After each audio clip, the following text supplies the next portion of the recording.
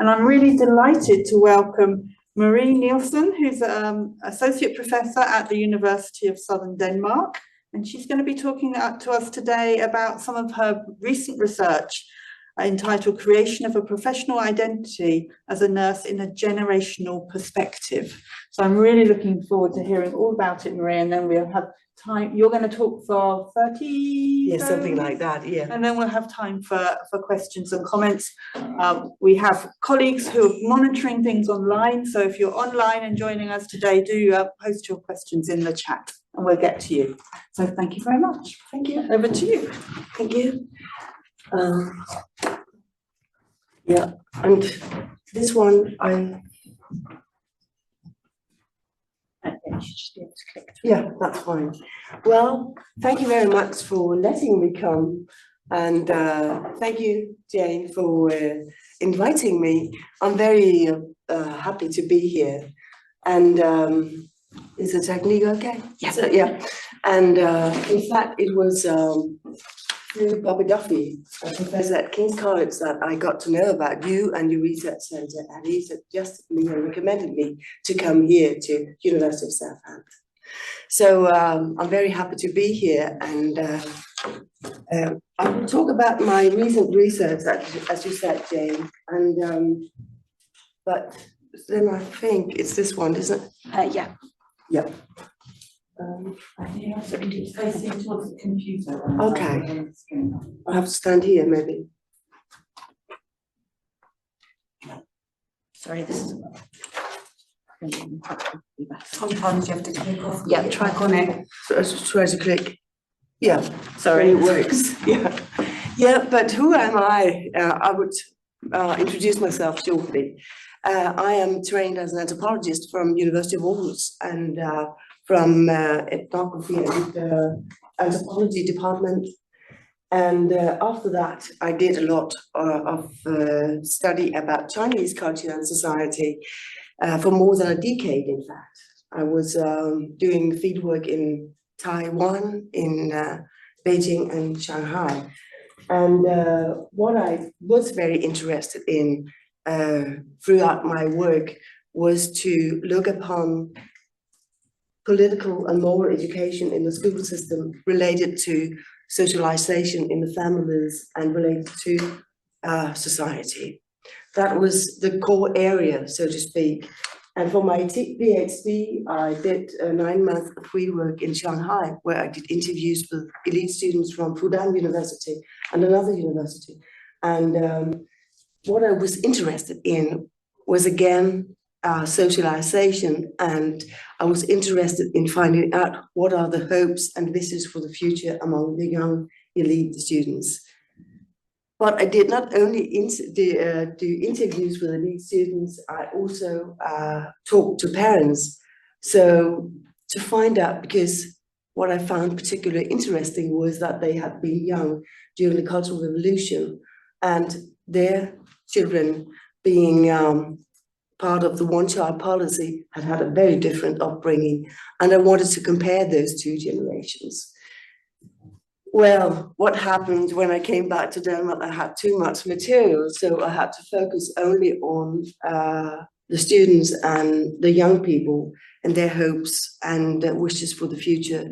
However, as you can hear, I have been interested in this theme about generations for a long time.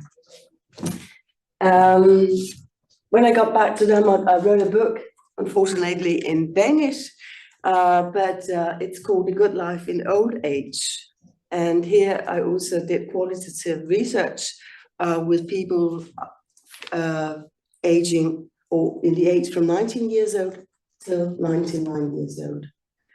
I spoke to them about how they would define a good age in old life and a good life in old age. And I did look at it from a normative perspective, and from an age perspective, from a generational perspective, and finally from an individual perspective. So I really enjoyed also to work with that topic. And this is my deep personal interest. It centers around life course research, generation research, aging, and the good life. And And that's also why I'm happy that I've had the opportunity to get back to it, which I've talked about today. And that is the research I do today, I talk about today, I've done together with colleagues from University College Excellent. So maybe I should go here. Yeah, yeah, it works. Yeah, when I came to University College Epsilon, the narrative about, I'm attached to Department of Nursing, and the narrative about nursing was very negative. Nobody, in fact, thought it was attractive to become a nurse, and low salary and no prestige and so on. And I thought, can it really be that bad? What is the good working life as a nurse? I wanted to explore that, and I wanted to explore it from a generational perspective. So, well, I think it's, I may have pressed the button. So we also know that fewer and fewer people in Denmark, and maybe the same here in the UK, wants to study nursing, and fewer and fewer want to study, and a large amount of people drop out during their studies. So my focus was to dig into what are the good aspects of the working life as a nurse, and how can generations inspire and help each other. So, and as I also say on this slide, this is a big issue because we know the world is aging, and we know nurses are really needed worldwide, and we also have a shortage worldwide of nurses. So that was my, you can say my reason why I began this research. Yeah. So the aim of the project is to explore how nurses from three generations experience intergenerational exchange as a foundation for professional identity development. So, and that was what I set out to explore, and that is the overall aim of the project.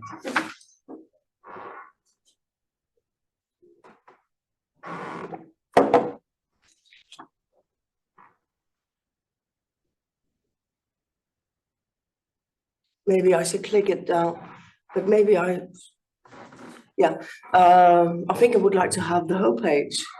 So maybe I just click it through. Yeah, I think you click it 3 times. Yeah, good. So, because then I can tell you here what, yeah, it's based on this explorative way of working as an anthropologist, where you let people, when they are interviewed, explain and elaborate on their experiences, so that you get a lot of narratives about what you want to know more about.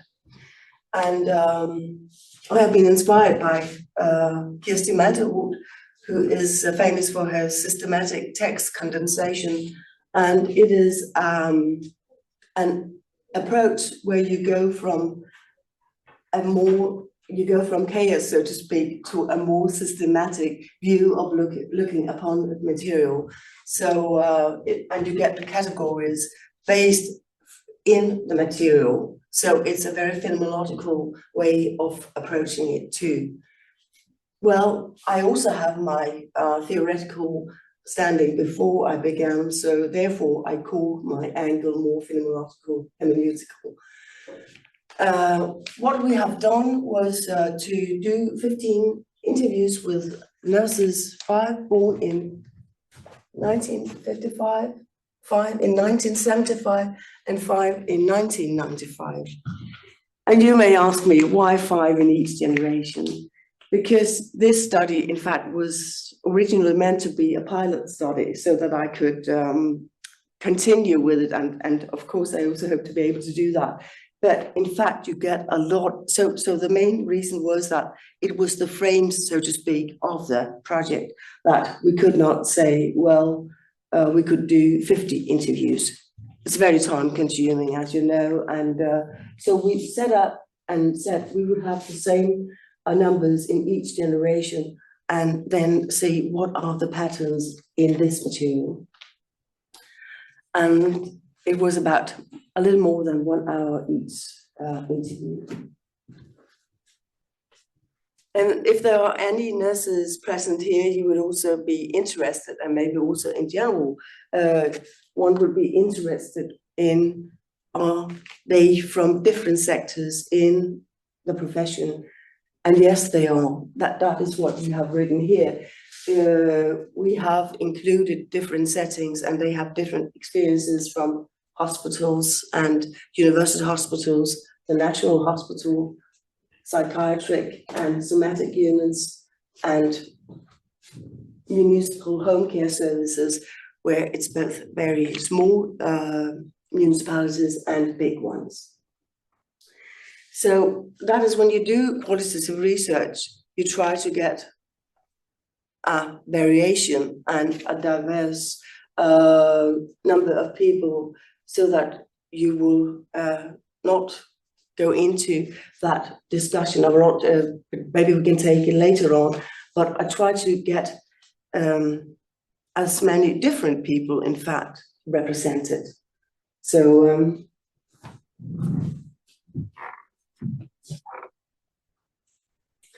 yes, I know that I am here together with people who work with generations, and I have gone back to the Greek word, and it is from genos in Greek, which refers to genes by, to become.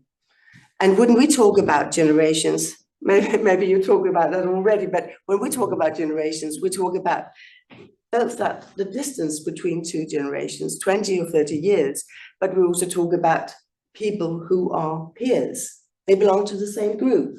So this is what is hidden in that concept. And we also have this understanding that due to historical backgrounds and due to different historical periods and living conditions, we are different in the generations. So we will have this special characteristics. For instance, when we lived through World War II, we will bring those characteristics with us in our life course afterwards. Yeah, and these blueprints, and as we talk about that characterize a generation, will also result in new values and new norms and new roles. This is when we talk about generation from a very general perspective, and it might be criticized, and it has also been criticized due to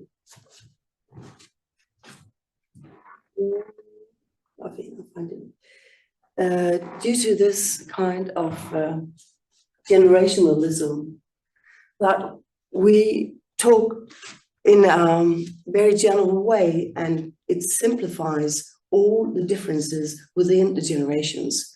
So it is the focus on homogeneity instead of what are the heterogeneity within a generation. And for instance, I found when they go through this generation concept, Woodman and Wynne in their book about youth and generation from 2015, they also write interesting things about that and criticize this kind of functionalism that has been within the concept of generations. So we know that even though we might experience, for instance, the COVID as an individual, and also in the formative years, it will be different, and we can discuss how different it will be according to how you are as a person, your background, your sex and your class background, your geographical location, and it is in fact what Woodman and Wynne have, where they have been inspired by Pierre Bourdieu. So to talk about how the individual is combined with the big history, but still at the same time also has a very important influence on the history, him or herself. So, but still, I think you're very familiar with that. There are researchers that still, and we also know that from the classical writings about generations, that if you have a strong influence by very important events in history in your formative years, you will bring them throughout your life, and they will characterize your life in the future.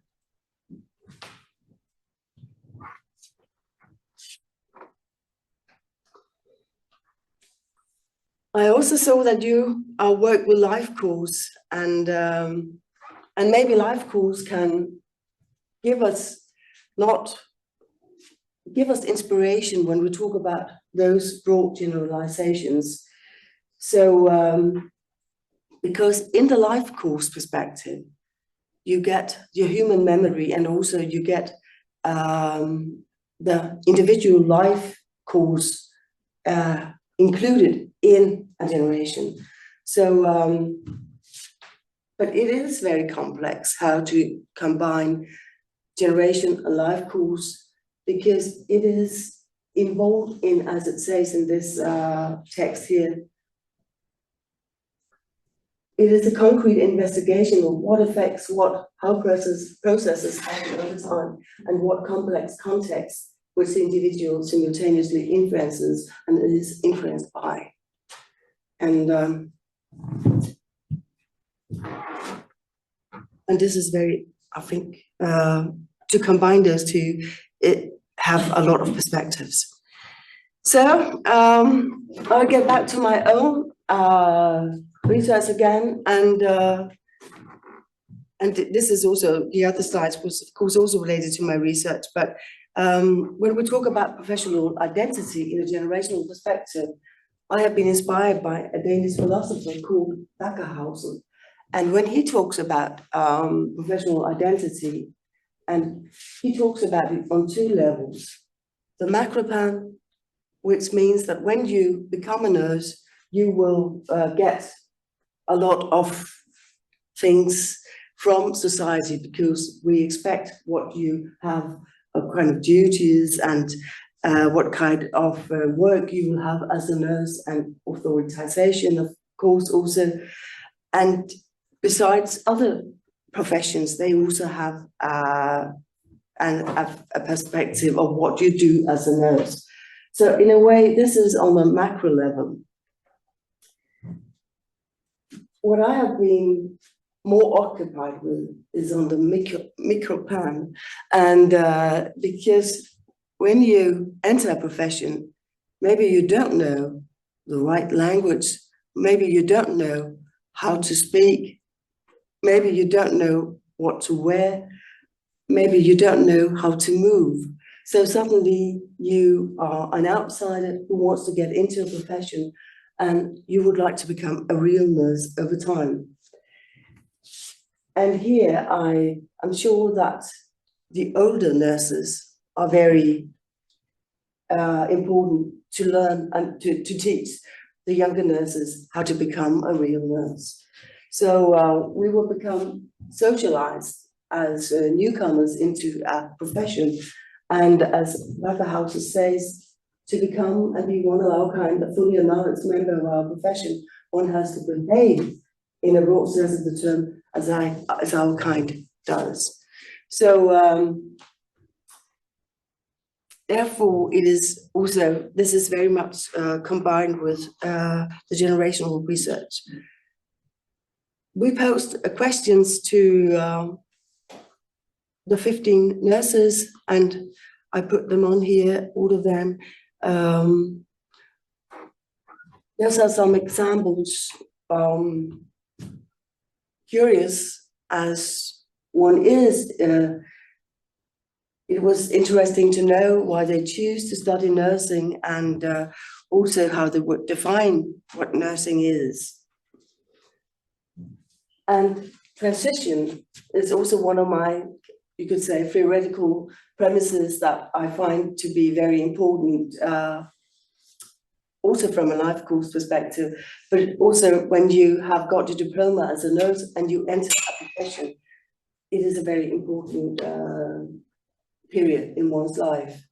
So we pose questions about how you thought that older people welcomed you and how they helped you, if they helped you, and also if there were differences between the generations and in their attitude towards work, and if they were young, middle-aged, or older nurses, senior.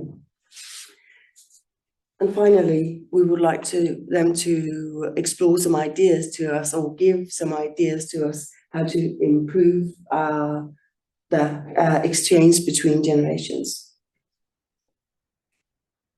And that was, we did the same, or use the same interview guide to all the 15 nurses. If you have any questions, feel free to ask.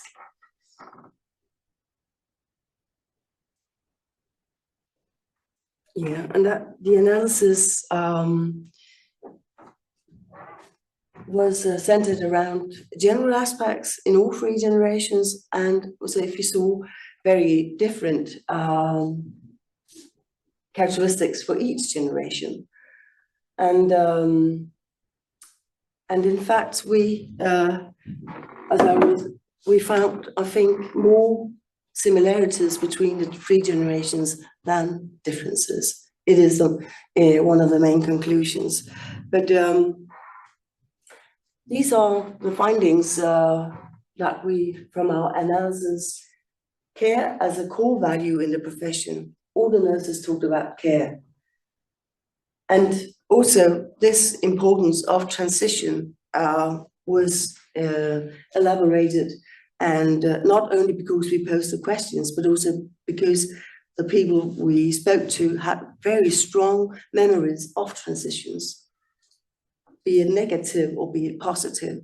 So it has been maybe some of the formative experiences in their professional lives. We also looked upon mentorship and got a lot of interesting knowledge about mentorship, mentor and mentee. And finally, the last theme was meaning in working life and development of professional identity.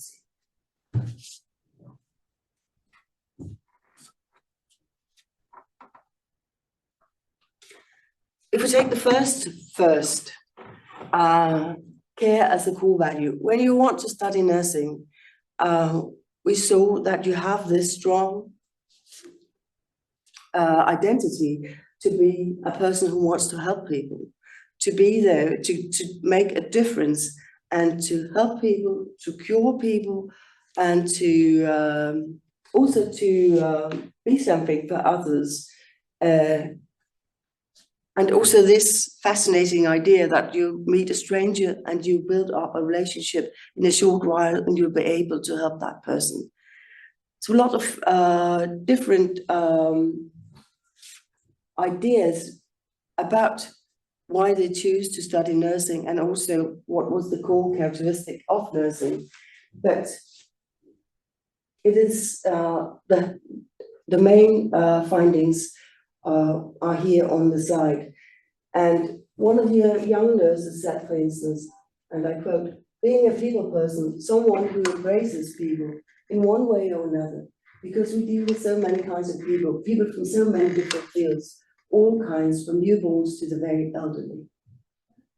And it embraces, and it's a very central quote here in this theme.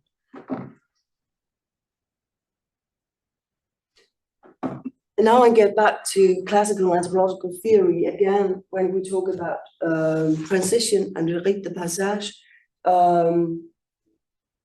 as I have said already, it was also one of the themes in the analysis, and it is not only within nursing as a profession, but also within the life course, that when you go through your life, you have transitions, and those transitions are important manifestations in your life where you get new roles, new statuses, and maybe a new personhood. Sometimes, or maybe that is too much, but at least something very important. Maybe a divorce might also be a turning point, and it gives you a new identity. So it is well known in life course research that transitions are important to study. And what we know from anthropology and what has been very much explored is that to become to go from a girl to a woman, to go from a boy to a man, or to go from having no responsibilities to become a full membership of the group, you have to go through this transition. And we know the rituals, they can be very cruel.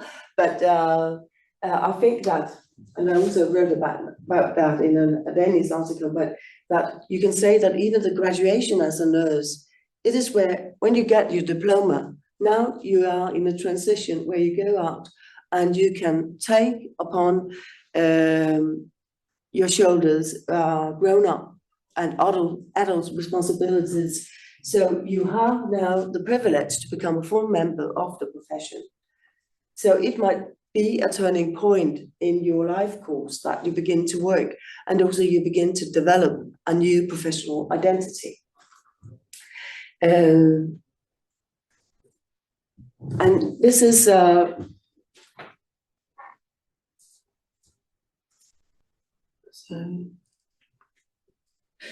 but this is not only a roses story, because as I said when I began this speech, that we have had a very negative image of nursing, and we have also been in short of nurses. But even though it has changed a bit now, I must say.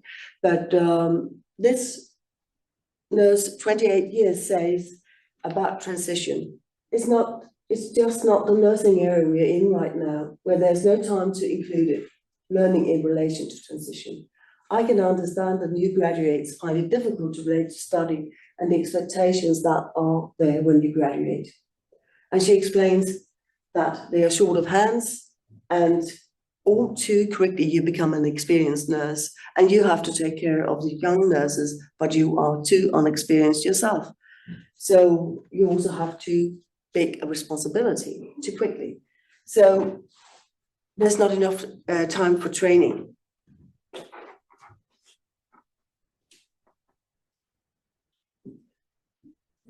And on the other hand, when we did the interviews with the middle-aged generation, 48 years old, and I quote, one of them told, I worked a lot with the contact nurse. We work with the patient a lot and we're shown what to do. I was asked to do it and asked, what do you think?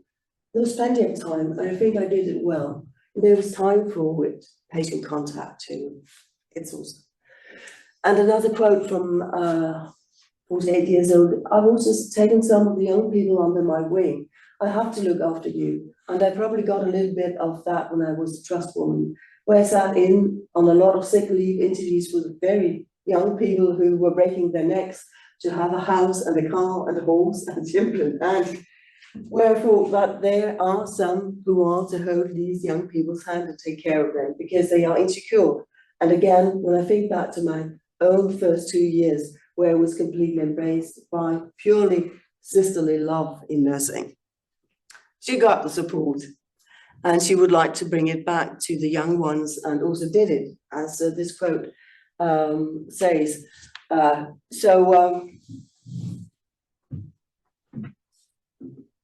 The importance of mentorship and exchange is really relevant. I'm from an old nurse, 68 years old, and I think that's good. Yeah. So she says that also try to be a 36-year-old woman and saying you're going to die from this. Try to be in it. If you feel like you're not doing well, you break down. You simply need someone with broad shoulders who will do it for you once, twice, 3 times, and 10 times before it becomes your own responsibility. The poor patient is maybe only 5 to 7 years older than you. She has 3 children and she's going to die soon, but you have just had your first child. So this is very, and this is of course when we are in this profession, sometimes a question of life and death. And so they have, the experiences might give a very big impression. So, and she is not, at least it's the same nurse, she says that it's like a godsend to hold the hand, as the other nurse, 48 years old, said. So to have them with you, and they have expressed that too, it has been so valuable to them to have someone to go with them. The young nurses expressed that.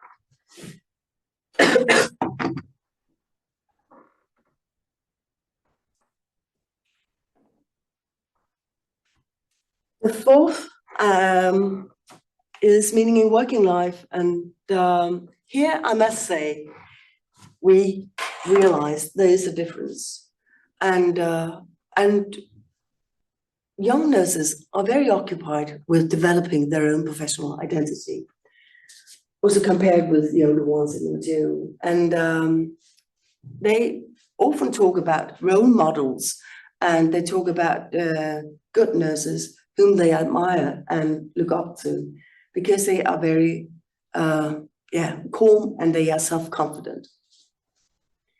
They also tell us that they are not that eager to abandon strict rules. They also try to follow the rules, and the older nurses, they are more secure, and they are more secure in depending upon their own professional judgment and feeling for the game.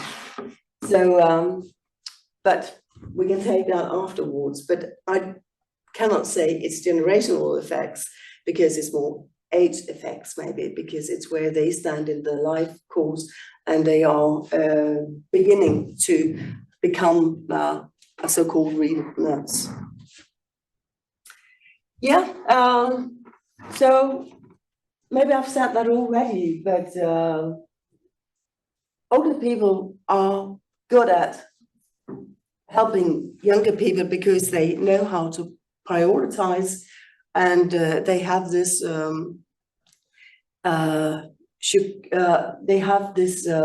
experience that they can give to the younger generations,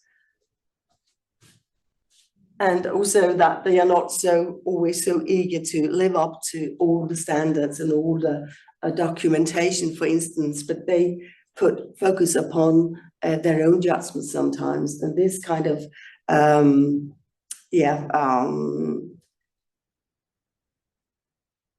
of, you can say, braveness even, if you should call it something, but also will be okay for them because they do it for the patient, and they can also let their younger ones hear about how they did a lot of when they failed as nurses, and it is only normal to fail, and even though young people perhaps wants to be perfect with everything, they could say that that was what they have done, and life went on. So in Danish we say, so what we say put in, and in English it must be so what. But I think this experience is also very important to give to the younger ones. Yeah, and this is in this quote here where one of the young nurses says that they must have time to pass on their knowledge. The experience must be supported in the fact that they are worth their weight in gold, and we need them to teach the new ones. I think their weight in gold is a very good metaphor. But what can the younger ones teach the older ones? And I spoke to Bobby yesterday, Bobby Duffy, and he said, okay, we know that. We always talk about digital qualifications that the young ones have and they could give to the older ones. So, but what can the younger ones also give to the senior nurses and the middle-aged nurses? And I think that when you're not very influenced by your practice, and you have your routines and so on, you are, as a young one, more flexible and more eager, and also better to adapt to conditions. So maybe you not will say always, because we have done that for 20 years, we have to do that for 20 years in the future too. So maybe this kind of more adaptable, more flexible approach is also good to learn from the younger ones. We know that they have had their education recently and they have the newest knowledge in nursing, and they can bring it to the workplace. And I also think that the younger ones, it has a perspective that they need the old ones, and it gives the nurses and the middle-aged nurses, or senior nurses, I'm sorry, but senior nurses and middle-aged nurses a lot of perspective that they would like to learn. What you know as a senior scholar or what you learn as a senior nurse is of relevance, and you can give it to the other generations.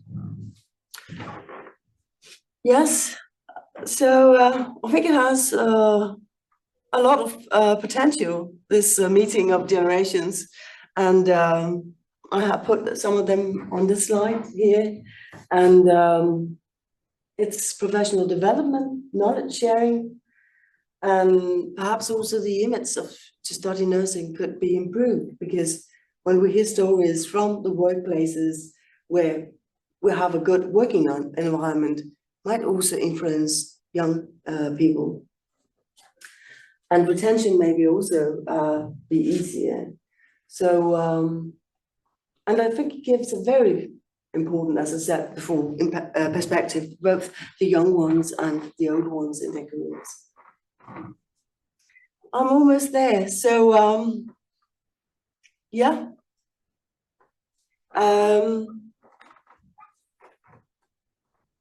So I hope this will contribute to how important the transition into a profession is, and how important it is to socialize the young nurses into a profession or another profession. And I also hope that we will look upon aging as a gift and not as a curse. Because you are 50 years old, for instance, in Denmark, it's difficult to get a job. And if you're 60 or more than 60, it's difficult to get a job. So this ageism, I hope, will be more reduced. So, and also to work with reciprocity between generations and not stereotypes, and that we also see, but we also saw in the material, but I'm not good. Well, yeah, shortly about a scholar who has done something about this topic too. Her research shown that if we work with reciprocity and exchange between generations, we have a more positive workforce, and also, and not least, because it's really what it's also about all this, to have a better quality patient-centered care, and retention is also improved.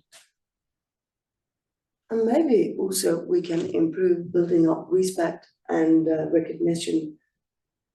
And she has found that it can prevent burnout and more distress. So to wrap it all up, I tried to present some of my thoughts and also to go into more details with the project I presented here today. So I think the simplistic way that we sometimes talk about generations as categories, X, Y, baby boomers and so on, is of, yeah, I think we are very critical about that. And it's called generational labeling, and I think it's also in academia. But we can discuss that afterwards. To what use is it, and how can we work with it in an academic, scientific way? I find, for instance, that some work with generations in this more inductive, empirical research that I find very interesting, and would like to to see more of. So, and the last one, I already said that we saw a lot of common traits between the three generations, and only when it was related to meaning in life and development of professional identity, we saw there was a difference. Of course, there are more differences, but with in general. So yes, a few questions here before I finish. I don't know if it's anything that you discussed generationalism here at in your research group, and also I'm very curious also to know more about your work and how you work with several methods. I already had the pleasure to learn more about it during lunch. For instance, mixed methods, and so when we discuss this. Yeah, and the final thing I will say is that we apply for money now here in this year to make a Nordic Humanities Center. It's a cooperation between Copenhagen University and University of Southern Denmark, where we would like to focus upon life course, generations, aging, and transitions. And if we succeed, we will have the possibility to invite scholars. So you will have my contact details here, and feel free to contact me if you're interested in this work. And